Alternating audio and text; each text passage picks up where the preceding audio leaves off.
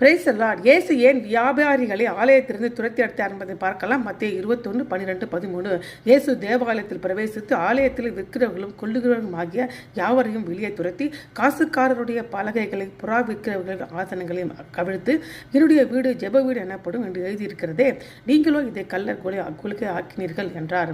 எருசலேம் ஆலயத்தின் வெளிப்புற பகுதியான புறஜாதியுடைய பிரகாரத்தில் சந்தை அமைக்கப்பட்டிருந்தது. இங்குதான் பணம் மாற்றுகிறவர்களும் கால்நடை விற்பவர்களும் தங்கள் கடையை அமைத்து வியாபாரிகளும் காசு மாற்றுகளும் பரிசுத்த இடத்தை தவறாக பயன்படுத்தியதால் அவர்கள் ஆலயத்திலிருந்து இயேசு துரத்தி எடுத்தார். இந்த ஆலயம் ஜெபத்துக்கும் ஆராதனைக்கு ஒரு இடமாக இருக்க வேண்டியிருக்கிறது, ஆனால் நீங்களோ இந்த திருடர் குகையாக மாற்றிவிட்டீர்கள் என்று கூறுகிறார் இயேசு. பஸ்காவுக்கும் மற்ற பண்டிகைக்கும் மக்கள் எருசலேமுக்கு போனார்கள். பலிகளுக்கு மிருகங்கள் தேவைப்பட்டன, ஆனால் அதை பயன்படுத்தி சுரண்டி வியாபாரிகள் பலியிடப்படும் கால்நடைகளுக்கு அதிக விலையை வசூலித்து வந்தனர்.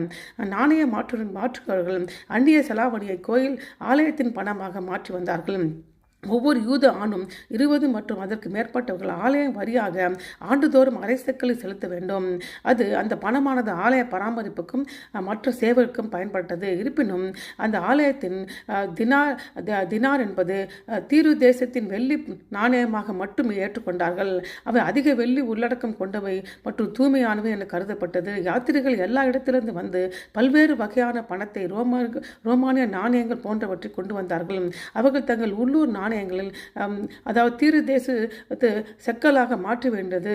இது ஆலய பிரகாரத்தில் பணம் மாற்றுவர்களால் செய்யப்பட்டது.